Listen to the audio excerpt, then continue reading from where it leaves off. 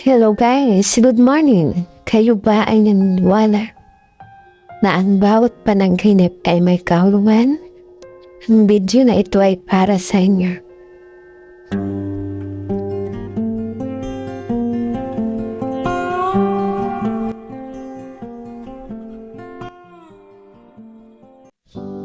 Panaginip ng swimming pool sa bahay.